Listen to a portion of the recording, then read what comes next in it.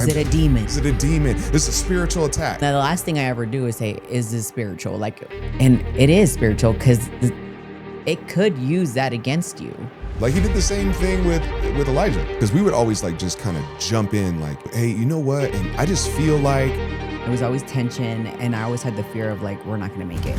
I don't want to cause any waves. I don't want to cause anything like that. Especially like as a stay-at-home mom. Financially, we're not going to make it. Like everything that we have is going to fall apart. You just kind of run right into whatever it is. What we learned about that is when you do that with individuals, like straight off the get, like when you come in like...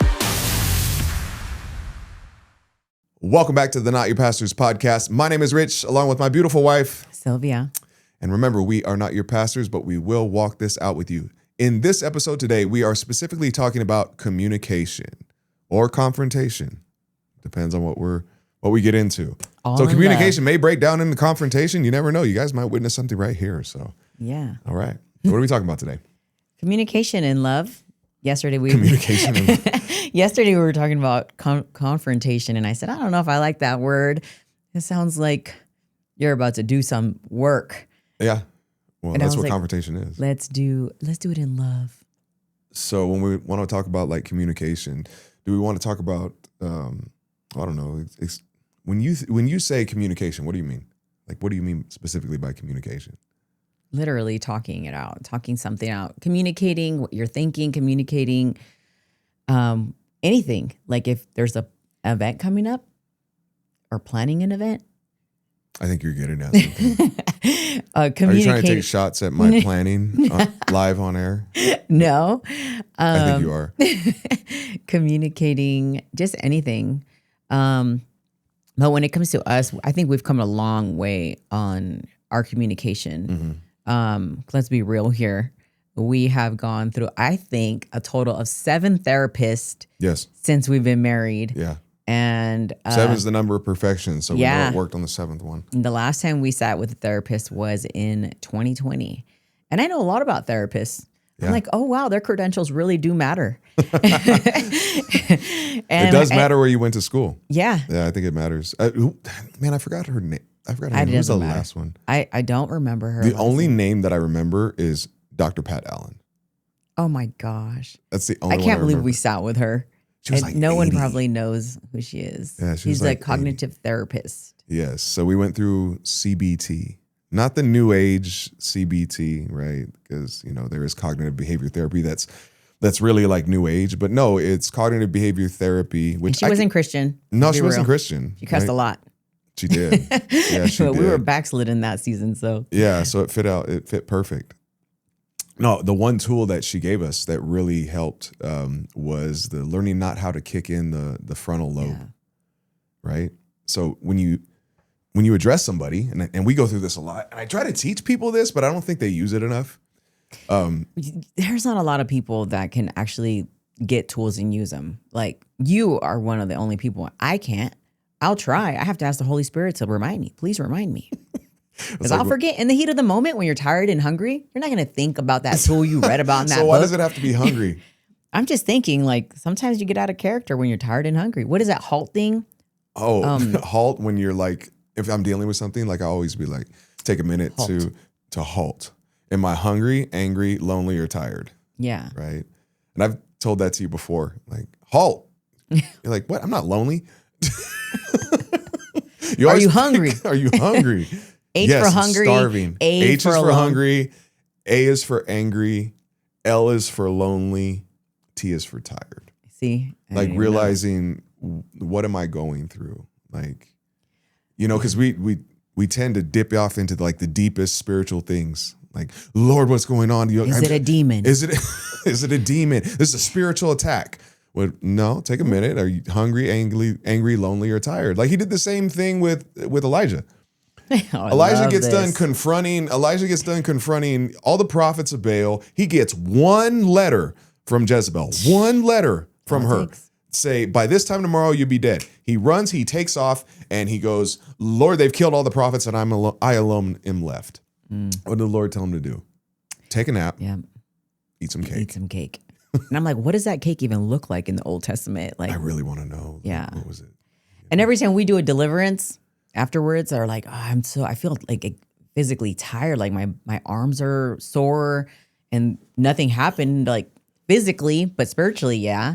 So we're like, go home, rest, and eat. Yeah, go home, rest, and eat. Like we do a deliverance, I'll tell them, don't feel your feelings for 24 hours. That's some of the best advice I ever got. Which I don't even understand.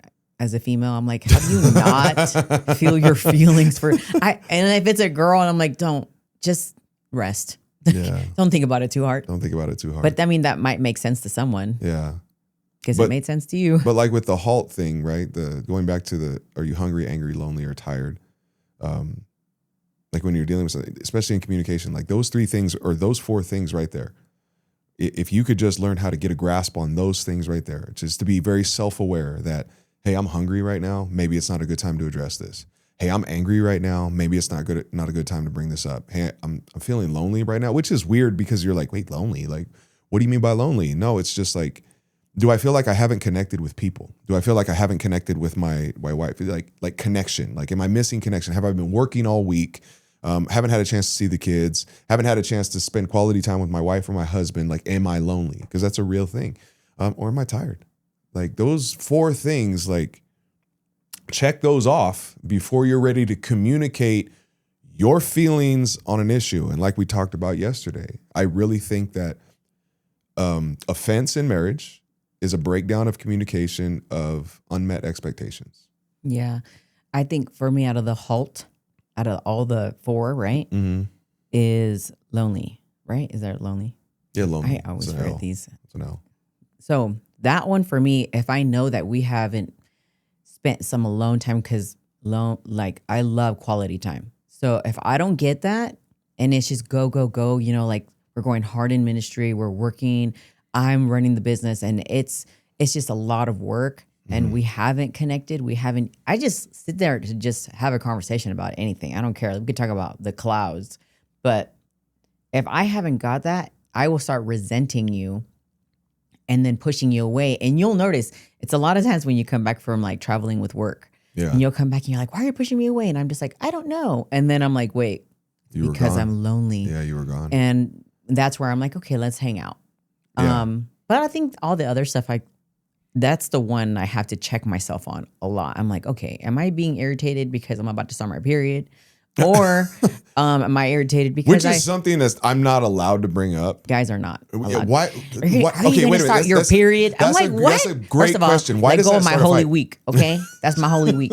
You know, I love how God's like, yeah, go and hide away. In the Old Testament, I don't know. I don't even know where it's at. Go hide away for 7 days? Yeah, I saw it somewhere. It's like, go hide away. I'm you know cool what, Lord, let's go back to that. Because you know what? I want to hide away in my room. Throw some hot Cheetos at me with some Snickers and give me the remote and a water. All that red 40. Snickers I'm down with. All that red 40 in the hot Cheetos. Yeah, the Snickers I'm down with. Holding on to At the least red I can 40. say there's a peanut in there.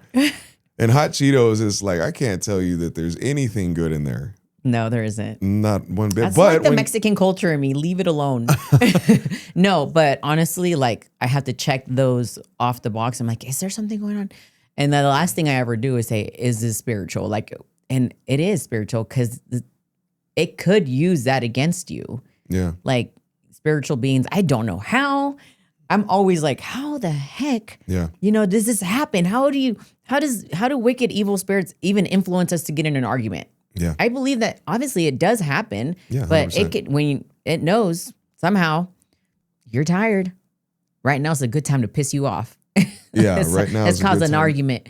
Yeah, right now is a good time to make you angry. Yeah, and so we learned a lot, like the HALT. I don't even remember where I picked up the HALT method. I didn't know if it was from that Dr. Pat Allen. No, that wasn't from Pat Allen. That was from somewhere else, and I don't remember what it was from. But one thing that I did pick up from Pat Allen when we talked about from the beginning was the kicking in of the frontal lobe, right? So if I had an issue with you, which I never do. Never. Perfect.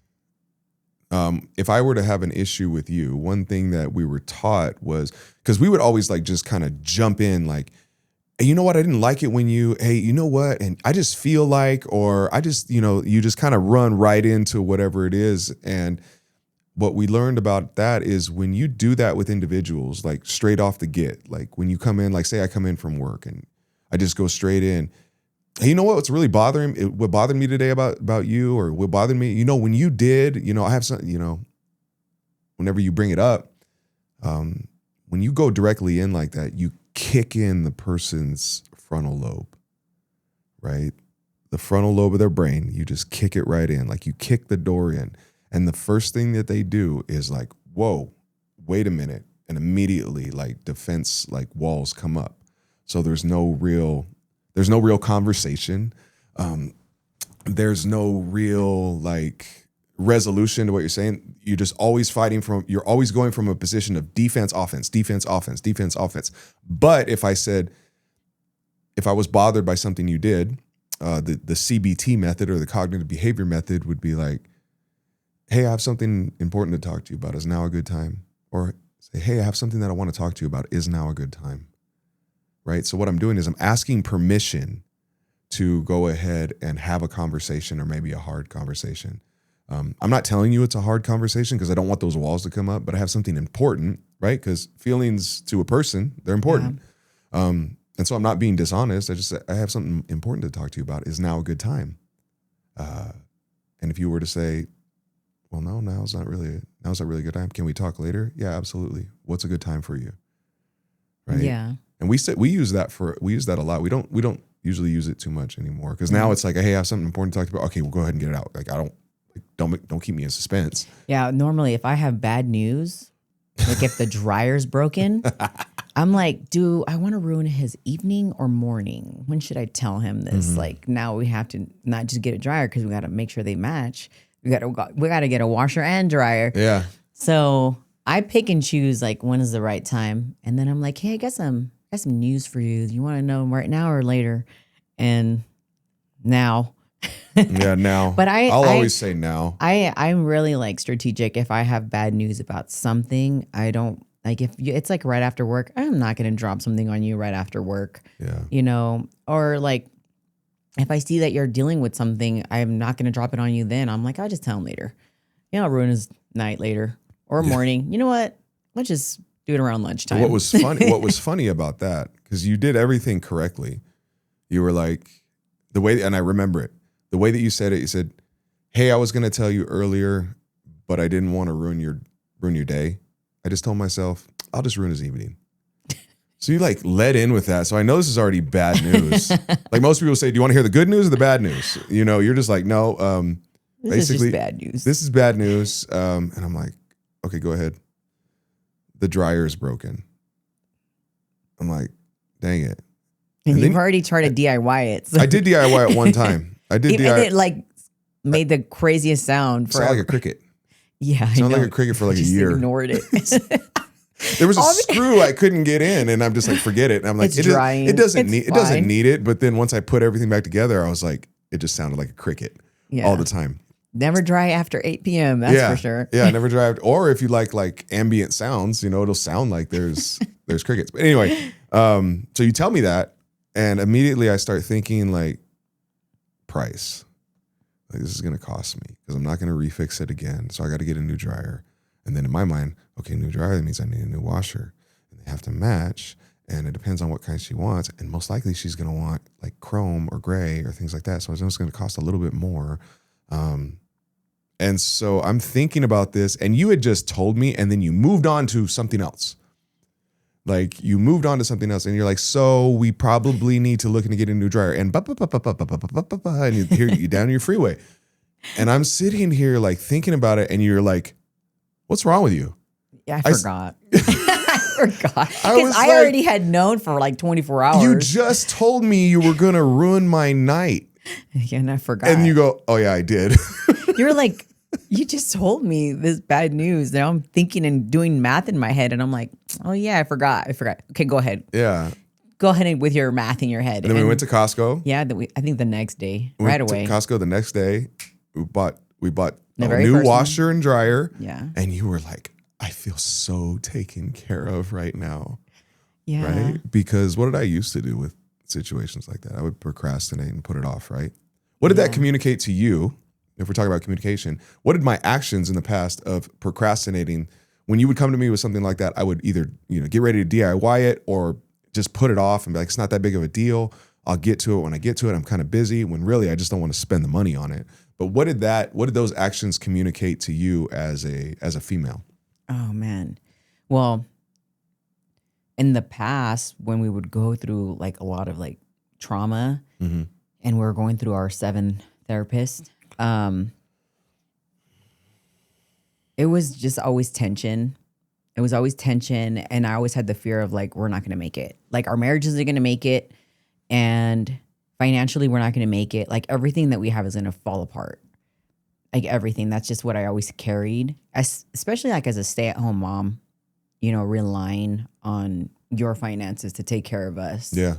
And I'm like, it's like we've come so far in so many things, financially, spiritually, like together as a marriage, and just communicating that. And like, I know it sucked. Like I was like, of course we don't want to spend like $2,000 on a washer and dryer. That's just taking away from our future Hawaii trip or something. I'm like, man, that is going to take away, but it has to get done.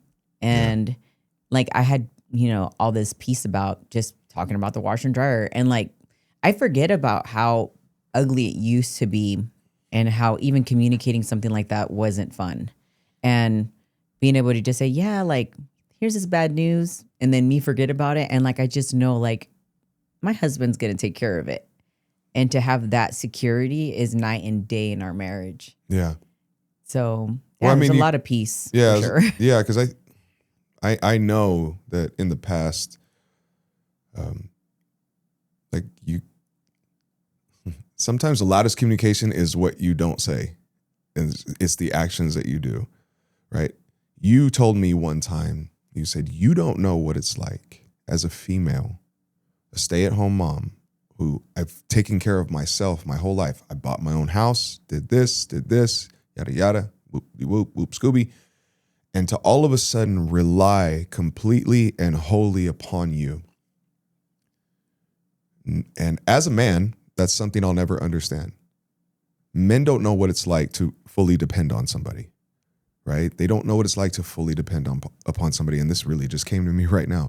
I think that's why women have so much more of a deeper and emotional connection with the Heavenly Father, because they know what it's like to be cared for. Oh, and have to rely. Where men, not so much, right? That's why it's, working like, with men is different.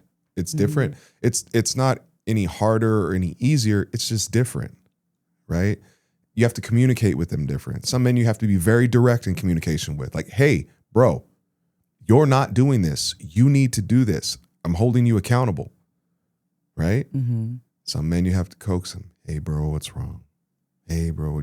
And so communication works differently for, I guess, male and female. And obviously that's a I've given. witnessed like the way, through you, just watching you and guys around you like communicate. And I'm like, guys and girls are so different to communicating with each other. Mm-hmm. Like this is moving from marriage to like friendship or even brother and sister relationships. Like just communicating, two guys communicating is night and day for like when it comes to female communication. Like you guys can have some issue and like talk it out and you guys do let it go.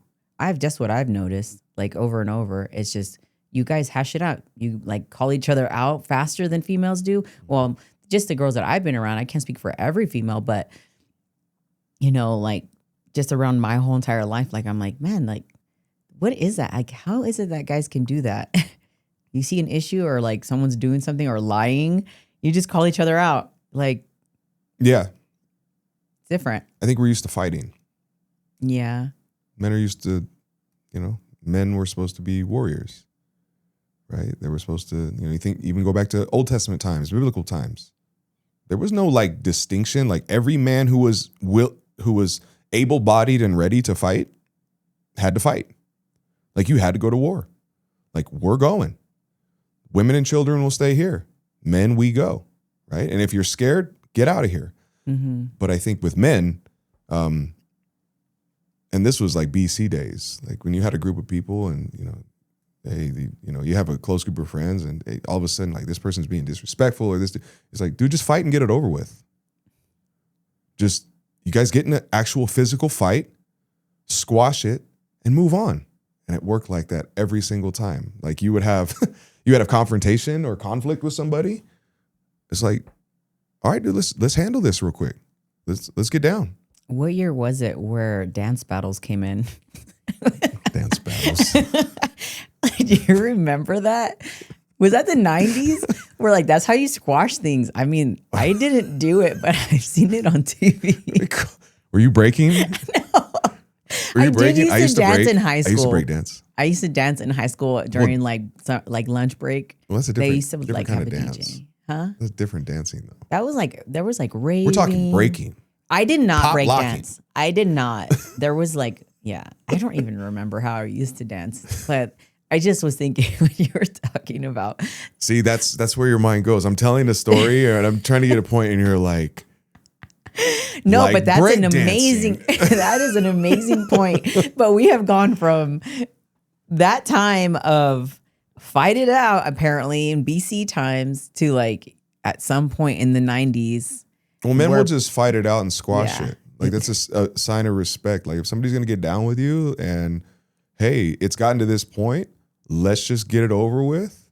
And if we're cool, if we're boys, we're friends, we shake after it, we move on, and you have a deeper level of respect for that individual, right? Because this individual stood up for themselves. They stood their own ground, right? And I've been that way too. Like even in church. Well, I think too, like that is Like I'm not fighting in church. Yeah, but- obviously, yeah, because you go from physical fighting Yeah. to like this is communication is in a way. That's how it's being done now. Yeah. It's like, okay, we don't physically hurt each other. We are talking, and that can be hard Yeah. for some people. Yeah, the physical fighting is not even a thing. Maybe for some people who I won't bring up. The physical fighting is not a thing, but I've gotten into it with people, not knock down, drag out, because I'm just a better communicator. Like if you have a problem with me, hey, tell me why you have a problem with me. Let's look at that. Let's see where that's coming from. You know, Yeah, and have you ever thought about this, that, and the other? So I'm a very good communicator in that And way. when you're called out on something, you're really good at just being like, "You're right. Yeah. I'll change that. Like you are right. You. Thank you for saying that. Like thank Yeah. you for pointing that out about me. I shouldn't have done that, or I shouldn't have said this, or whatever." And I love that about you. It makes me emotional just thinking about it. Aw. Because like it is an amazing quality about you. You're really quick to forgive. You're really quick to ask for forgiveness, and you know you are like the best communicator that I know. Oh, thanks. Now you Now. were terrible Horrible. the first 7 years. Yeah, horrible. We need to have like tissue in here because my makeup's gonna get dirty. First. No, but yeah, you are an amazing communicator. And We're together. I'm pulling my tears back right now because I don't have tissue in here. Oh, No, can you but use a shirt? There's a shirt somewhere. and no, it's fine. It's not that. It's not like a river of tears. I'm just gonna shake out my tears.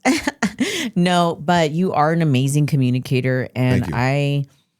I love that about you. And you scare me. Your communication scares me sometimes because Why? you are like, we need to talk about this, you know, with so and so, and I'm like, wait, it's not that big a deal. What's like, gonna happen? What? All the ifs come in my brain, like, oh my gosh, is this gonna make it worse? But that's because, like, me growing up, like, communicating or saying anything did blow up in my face. Mm-hmm. And so whenever, you know, things come up as an adult, you know, it's kind of like, okay, Sylvia, you know, communicating is the best route. Like, I have to remind myself.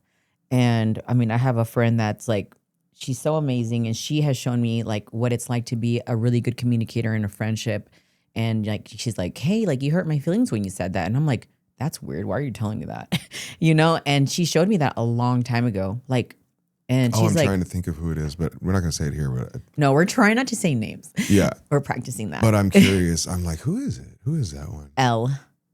Her name starts with an L. Oh, Oh, okay. And so she was like my like first friend that showed me. good like, for you, girl. Good for you. She is an amazing communicator, She's and awesome. she communicates her feelings, and like she's like, hey, this hurt my feelings when you did this, or hurt my feelings. And, you know, if it happened intentionally or an accident, or I was like joking too hard, like that's one of my, like, I can go a little too hard with my joking. And I'm like, gosh, man. Yeah, you like to roast.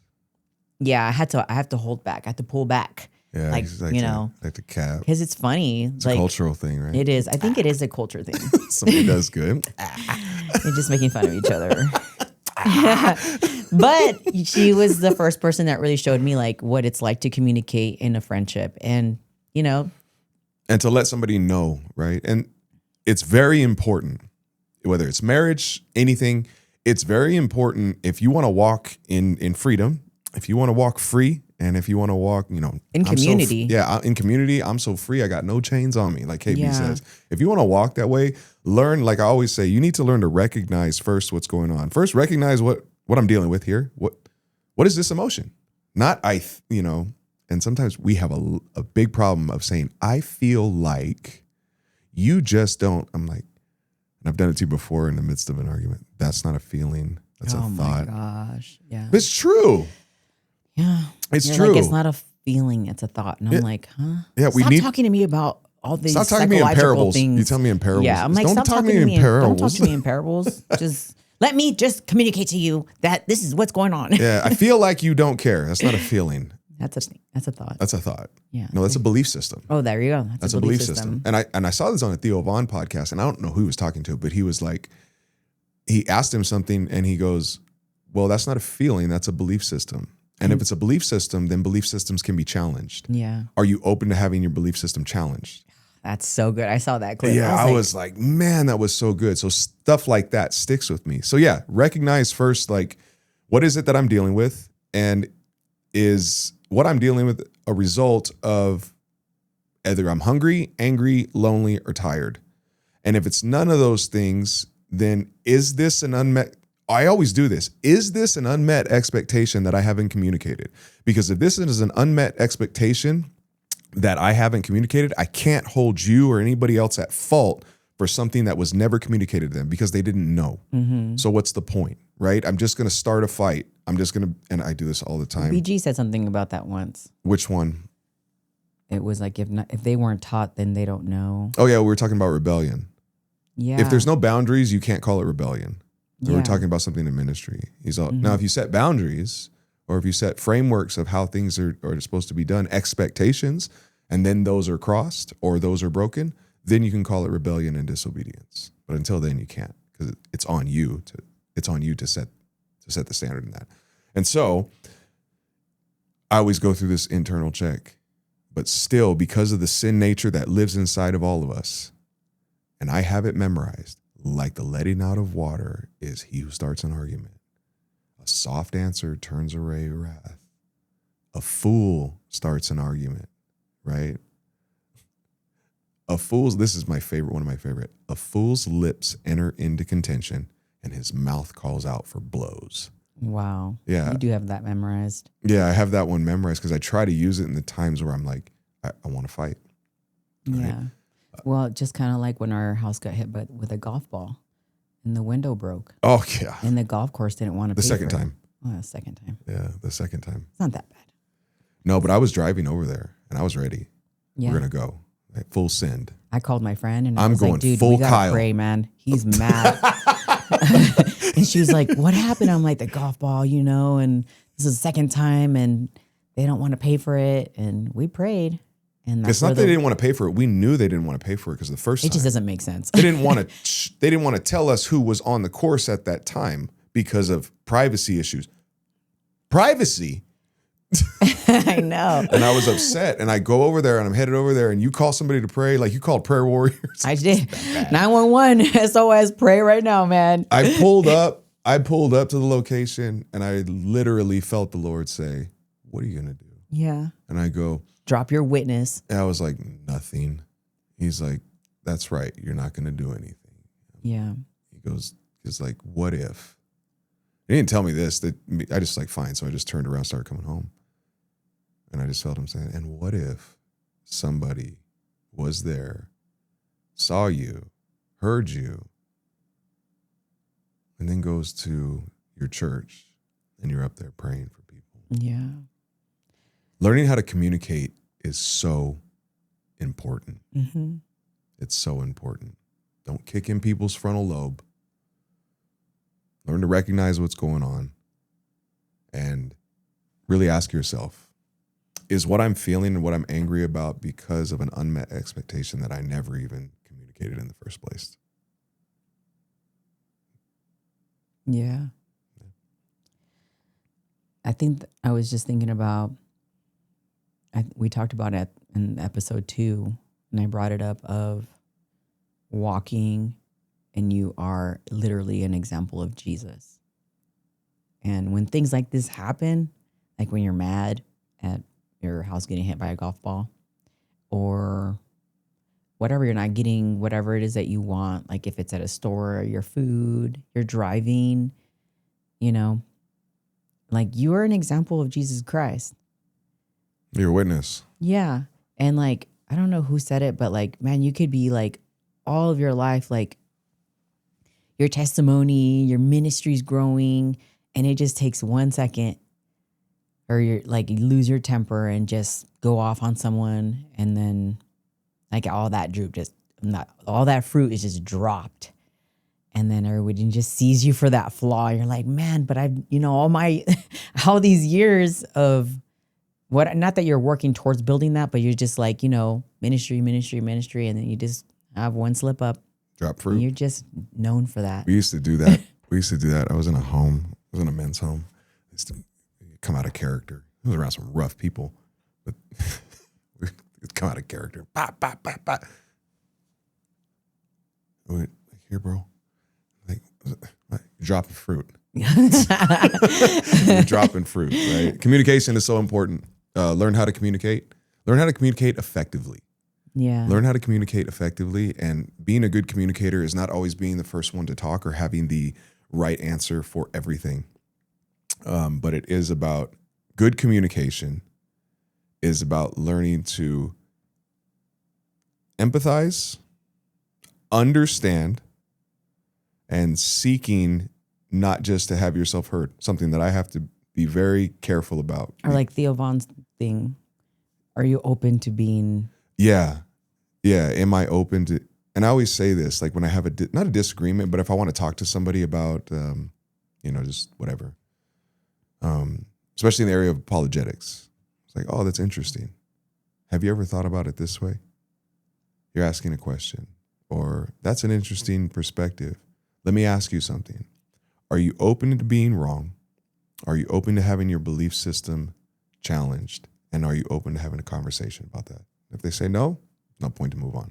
Yeah. Right? You just can't build it. So I mean, the best communication is when you both can communicate whatever it is that you're trying to communicate. yeah. And both being open and humble enough to just be like, I could be wrong in this. I could. Like when I communicated with someone and I was like, I think you don't like me. First of all, that was really hard Yeah. to tell someone like, hey, I really don't think you like me. Like, how do you even, And the person's like, where'd that come from? Yeah. And it's like, what do you mean? Like, what? I love you. And it's just like, I just been thinking this and just communicating, and I was wrong. And I was so glad I was wrong. There's so many times too when I'm like, I hope I'm wrong in this area because I don't want this to be true. Yeah. I actually would rather be wrong. Yeah. But sometimes Majority of the time, you're not wrong. Yeah. Majority of the time, you're not wrong. Another good communication thing, and I learned this the other day when I was learned this the other day while I was something for work. It's like, what kind of listener are you? Do you listen to? Meaning I'm listening only to find my place and get in, and then I'm going to talk at the person rather than talk to the person? Or do you listen for? Yeah. So there's two kinds. Communication is two-way. Communication is not just about what you can say out. It's about what you're receiving in. Mm-hmm. Do you listen to respond, or do you listen for understanding?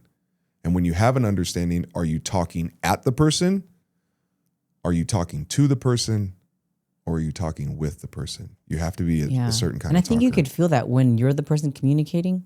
Like, I think you could feel like, especially if there's like irritation or pride or bitterness in your tone, I think you're probably talking at the person. Yeah. But if you're like genuinely like sharing your heart and like humbly like communicating whatever, I think you're open to like change or being wrong or being right, and hoping that person's open to receiving. And if they reject you, that's another thing. Being rejected in communication sucks. Yeah. What about talking with the person who you know is not always wrong, but is not comfortable with being wrong? Like, how do you approach that? Man. Because like you said earlier, women are different. Yeah. Yeah. Y'all trying to communicate and different. like, hey, is everything okay? Yeah, everything's fine. Or like, just like you can tell, like you don't want to have this conversation. And then you have to be okay with that. You do. You can't force someone to communicate back to you. You can say, well, are you sure? Like you can try to press a little bit more, but if they don't want to, then you have to be okay with it. But you can't say that you never tried. At least you tried to communicate with that person. Like, hey, like, is everything okay? Like I'm noticing this, or like, like you're a little off, or just trying to reach out to communicate with that person. Yeah. There are probably more people out there that would do that than to actually communicate. I don't know why. Because like there's a handful of people that I know are good communicators that I know for a fact if I did anything to hurt their feelings, that they would tell me. Yeah. And like I was that person that I'm like, I'm not going to say anything. Like I could have a friend in my life and they can hurt me for years and I won't say anything because I'm like, I love that person. Like they have like, I'm not going to say anything. Mm-hmm. And I'm like, just stop thinking about it or get over it or be mad about it for a little bit, then get over it. But eventually that stuff catches up to you. Yeah, it becomes a root. Yeah, it'll become a root. It becomes a root of bitterness, or there's a root of offense, or there's a, there's a root of offense, and it'll come up. Another thing too is if you don't communicate to the person, not immediately, but if you don't communicate to the person what they did to you was hurtful and harmful, or potentially harmful to them, and you just let it go because you think it's you tripping, or you think it's like, it's just not a big deal. Like, I'm tripping, or I don't want to cause any waves. I don't want to cause anything like that. Then one, it just buries and becomes deeper and deeper and deeper. And then two, when it finally does come out, it's usually years down the road or months down the road. And the person who did that is now saying, why would you not tell me right when it happened? Mm-hmm. Yeah. Right? By then your relationship has already kind of fizzled and deteriorated, and it's not the same. Yeah. And I think there's also something too to individuals who use coded language in confrontation. Is coded language like being passive aggressive? It's not being passive aggressive. What I mean by coded language, when people use coded language inside of confrontation, it's weird. It's like, hey, I just wanted, like, is everything okay? Are we good? Have I done something to you? It's like, yeah, it's almost like passive aggressive rather than just being straight up like, hey, I love you. And, I love our relationship. I'm happy with where it's at and I want it to continue on, but I need to get this off my chest because if not, I know the kind of person that I am. I'm going to let it fester. I'm going to let it embitter me. And then I will just gradually just pull away from you. And I don't want to do that with you. Mm-hmm. And so now I'm first taking responsibility for who I am. Yeah. Always take responsibility for who you are and how you perceive things. Because then when you do finally come and address the person with the offense that you have or the whatever that you have, they have an understanding of where you're coming from.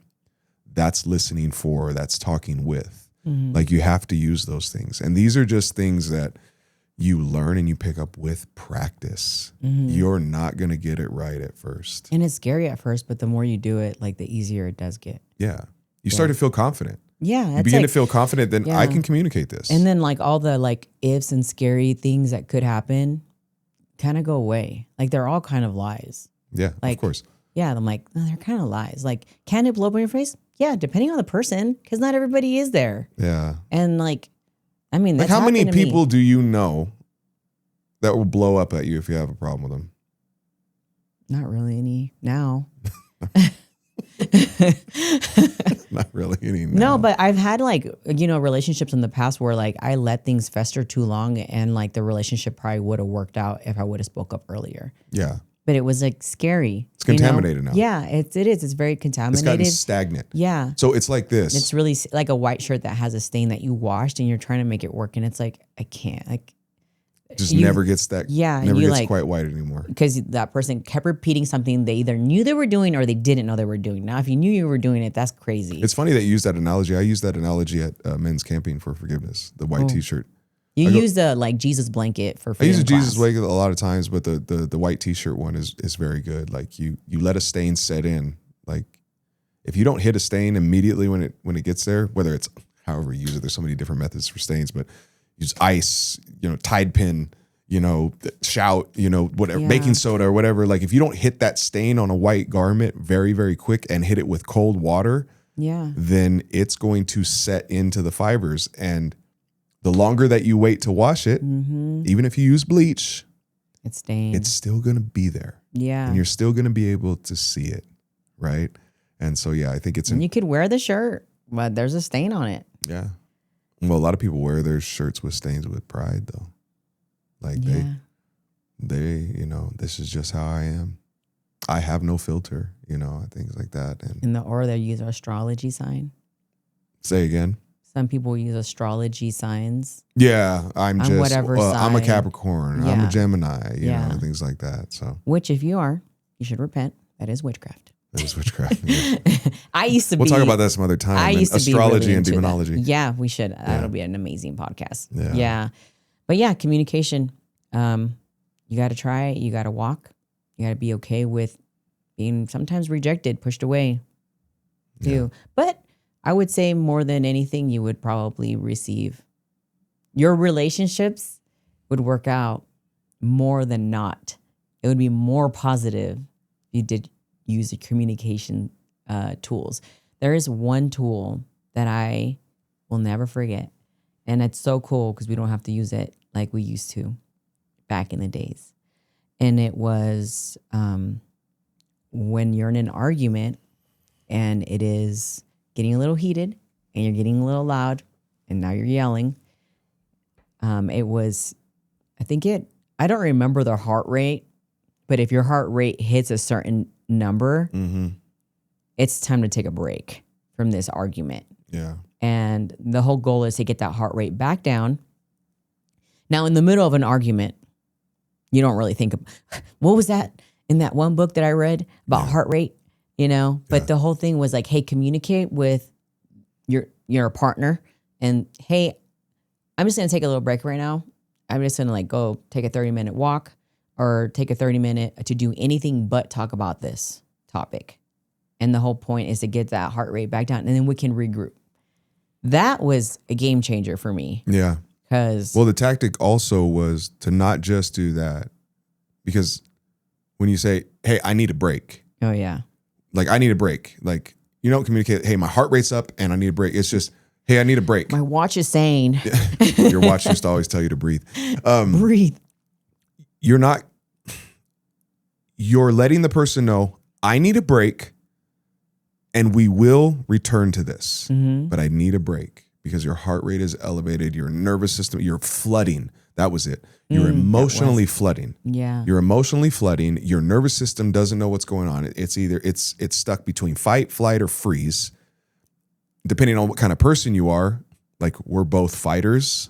Like you used to be a freezer, now you're a fighter. And that's conditioned response. No, Patient. Now you're a fighter. You're not a flighter. Right? We're not flighters. Like we don't run What's away. What's a flighter? You retreat. Oh, okay. You retreat. Shut down. Okay. I would think that would be freeze. No, freeze is just kind of I don't know what to do with this. You know what I mean? You're emotionally flooding. You tell the person, hey, I need 30 minutes. We'll pick up this conversation when we come back. Because you're letting them know hey, you can still be heard, but we can't communicate like this. Yeah, because we're both yelling. No one's listening to each other. Yeah. And we haven't gone through that, have we? No. Not since we've been healed. We're perfect. No, it's fewer and far between. Yeah. Oh my gosh. I remember in the past, when we were going through all of our trauma, out of all my friends, I was like, what is wrong with my marriage.